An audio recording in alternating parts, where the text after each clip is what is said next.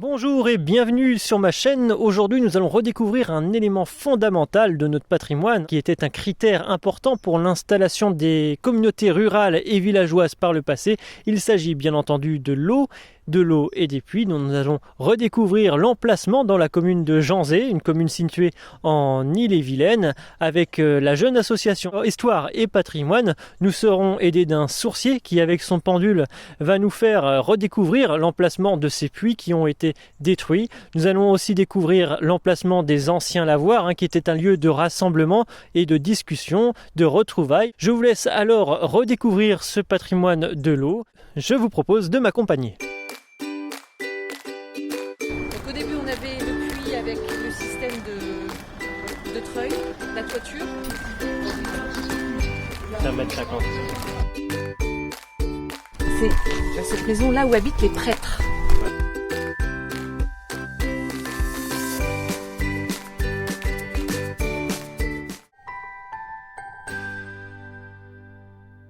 L'eau est indispensable à la vie, ça tout le monde le sait. Sans eau, aucun organisme, qu'il soit végétal, animal, ne pourrait survivre. On en oublierait presque hier, consommer l'eau à la maison n'allait pas de soi. Aujourd'hui, effectivement, tout ça, ça peut paraître banal. Mais pour vous donner un exemple, les gens qui vivent dans le désert connaissent la valeur de l'eau. Et ça, c'est très très important. Autrefois, il convenait de posséder un puits. Car il fallait de l'eau en permanence pour l'usage domestique, les animaux, les jardins, et puis aussi pour lutter contre les incendies. En 1930, seulement 23% des communes, alors je parle en France, étaient desservies par un réseau d'eau potable. En 1945, 77% des communes ne possèdent toujours pas l'eau potable.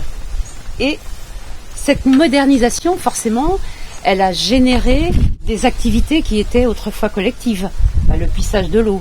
Alors pour les lavoirs, le lavage du linge. Les puits sont essentiellement devenus des monuments en soi, des éléments décoratifs. On en a un petit peu la preuve. On a essayé un petit peu de décorer. Ou des endroits d'animation aussi. Mais ils ont perdu aussi, surtout leur rôle social. En effet, les puits et les fontaines étaient des lieux de rassemblement. Et furent pendant, on va dire très longtemps, les salons du peuple. C'est là qu'on faisait et défaisait des rumeurs, naissaient des réputations. C'est là que se confiaient aussi des secrets féminins. Et parfois, s'ébauchaient des relations amoureuses.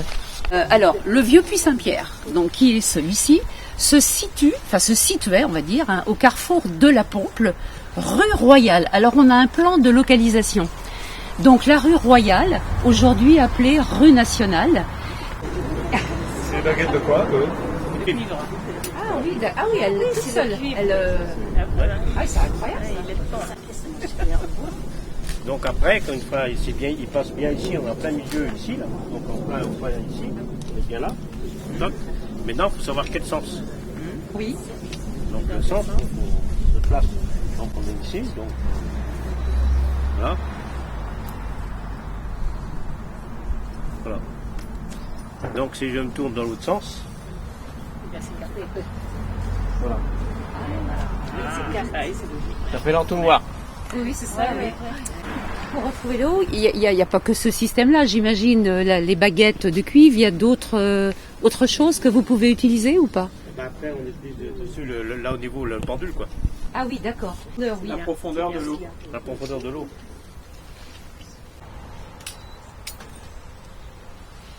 5 mètres. D'accord. Alors maintenant la forme des puits. Donc dans la région de Janzé, on observe deux formes de puits. Les puits, ce qu'on appelle à casquette, vous voyez, ici, avec un seul pan, qui sont recouverts d'ardoises ou de plaques de schiste. Et autrement, l'autre type de puits, un très joli puits d'ailleurs, à 4 pans, donc qui est recouvert également d'ardoises. Donc, comment on va faire pour puiser l'eau? La technique la plus simple, alors je n'ai pas trouvé de seau en métal, mais c'est d'avoir un seau et une corde. Voilà, on attache le seau, oui, on jette pas le seau, on attache le seau. Et après, évidemment, avec la force des bras, on ramène le seau à la surface.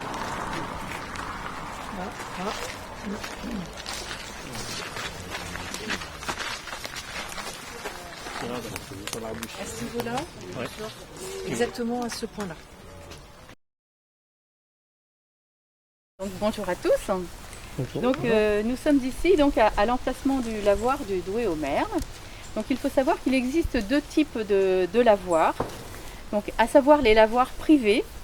Donc ceux qui avaient un cours d'eau sur leur terrain l'utilisaient pour laver leur linge. Ils y aménageaient un espace en bois ou en pierre. Ils prenaient une petite caisse pour s'agenouiller et cette caisse avait un petit rebord pour battre le linge. Et le linge, on le battait avec ce battoir.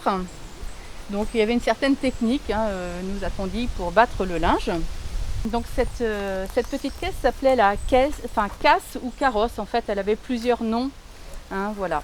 Donc du coup, Thérèse a connu un petit peu par sa grand-mère l'ambiance du lavoir. Donc je sais un que peu t'as plus quelques- vieille que vous. C'est vrai. Et c'est vrai que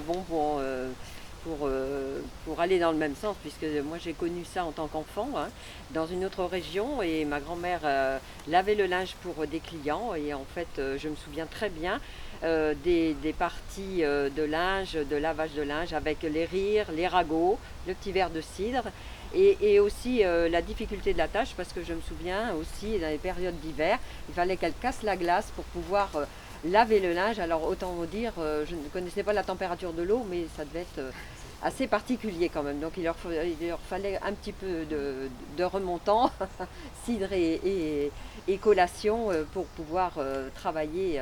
Mais je me souviens très bien des chansons, voilà, des rires, et c'était dans vraiment la bonne humeur, malgré la difficulté.